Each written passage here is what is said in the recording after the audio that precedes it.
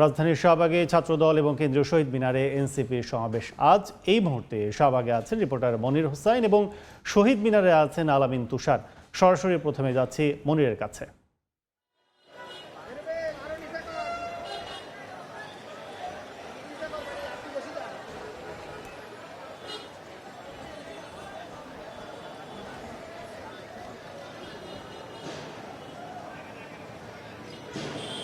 জুলাই গণ অভ্যুত্থানের বর্ষপূর্তিতে ছাত্রদলের ছাত্র সমাবেশ রাজধানীর শাহবাগে আজ এবং কিছুক্ষণ পরেই অর্থাৎ দুপুর 12টা থেকেই আসলে এই সমাবেশ শুরু হবে।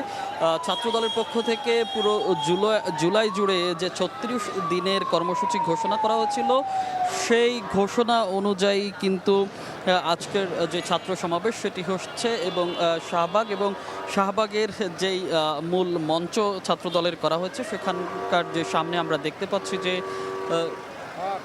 নেতাকর্মীরা জড়ো হয়েছেন এবং আমরা দেখেছি যে ছোট ছোট মিছিল নিয়ে আসলে তারা যুক্ত হচ্ছেন এবং তারা এখনও যারা আছেন তারা স্লোগান দিচ্ছেন এবং পাশাপাশি আমরা এতক্ষণ আসলে যেটি দেখাচ্ছিলাম যে গণপরিবহন চলছিল এবং যে গণপরিবহনের জন্য আসলে খোলা রাখা হয়েছিল সেটি কিন্তু এখন আস্তে আস্তে বন্ধ করে দেওয়া হয়েছে শাহবাগ মোড় এবং ডিএমপির পক্ষ থেকে যে নির্দেশনাগুলো দেওয়া হয়েছে সেসব সড়ক দিয়ে কিন্তু এখন যান চলাচল করবে। অর্থাৎ শাহবাগ মোড়ে এখন পুরোপুরি শুরু হয়ে গেছে ছাত্র দলের যে ছাত্র সমাবেশ। সেই ছাত্র সমাবেশে আমরা আসলে যতটুকু জানি যে এই ছাত্র সমাবেশে আজকে প্রধান অতিথি হিসেবে ভিডিও কনফারেন্সের মাধ্যমে বক্তব্য রাখবেন বিএনপির ভাইস চেয়ারম্যান তারেক রহমান এবং বিশেষ অতিথি থাকবেন বিএনপির মহাসচিব মির্জা ফখরুল ইসলাম আলমগীর এবং অন্যান্য যে কেন্দ্রীয় নেতারা আছেন তারা উপস্থিত থাকবেন এবং ছাত্র দলের যে কেন্দ্রীয় নেতারা আছেন তারা উপস্থিত থাকবেন এবং বিভিন্ন ইউনিট থেকে অর্থাৎ সারা দেশ থেকে নেতাকর্মীরা এখানে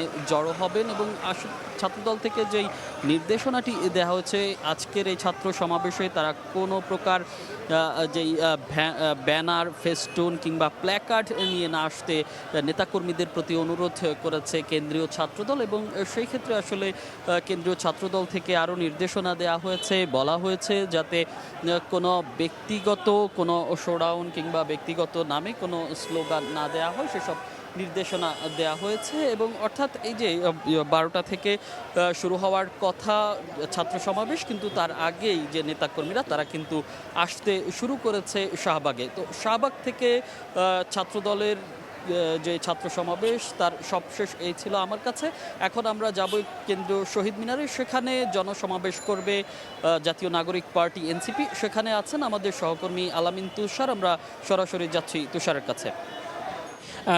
ক্রাইম এবং অপারেশন শাখার যিনি আসলে দায়িত্বে রয়েছেন নাজমুল ইসলাম, তার সঙ্গে কথা হচ্ছিলেন। তিনি বলছিলেন যে আজকের যে বিশেষত্ব অর্থাৎ গত বছরে ঠিক এই দিনে যে বিশেষভাবে কোটা বিরোধী আন্দোলন যেটা আসলে সরকার পতনের আন্দোলনের রূপ নেয়, এক দফার যেই ঘোষণা আসে সেটি কেন্দ্র করে বিভিন্ন রাজনৈতিক দলের আজকে যে প্রোগ্রামগুলো চলছে সেই সব কিছুকে কেন্দ্র করে তারা যে দায়িত্বরত যে 8,000 পুলিশ সদস্য রয়েছেন ডিএমপির, তার বাইরেও তারা আসলে 6,000 বাড়তি পুলিশ সদস্য কিন্তু তারা নিয়োজিত রেখেছেন আজকের এই জায়গাগুলো খেয়াল রেখে।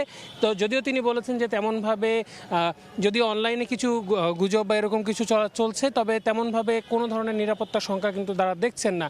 এবং এই যে 14,000 পুলিশ সদস্যের কথা আমি বললাম, তার বাইরেও কিন্তু সাদা পোশাকে অনেক গোয়েন্দা পুলিশ কিন্তু তাদের দায়িত্ব পালন করছেন এখানকার সার্বিক নিরাপত্তা রক্ষার জন্য। কিছুক্ষণ আগে তিনি আমাদেরকে বলছিলেন। এর বাইরেও এখানকার যে পুরো প্রস্তুতি, এর মধ্যে আমরা দেখতে পাচ্ছি যে এখানে যে নিচে বসার জন্য যেই জায়গাগুলো করা হচ্ছে সেগুলো কিন্তু প্রায় কাজ কিন্তু শেষের দিকে।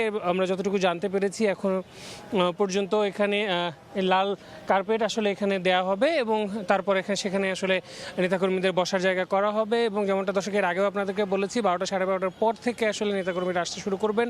মূল আয়োজন শুরু হবে বেলা 3টা থেকে এবং বিকেল 4টায় আজকের যে মূল আকর্ষণ এনসিপির যে ইশতেহার, সেই নতুন বাংলাদেশের ইশতেহার ঘোষণা করা হবে। তো এখনো পর্যন্ত এই ছিল এখান থেকে অর্থাৎ শাহবাগ থেকে আমার কাছে সবশেষ তথ্য।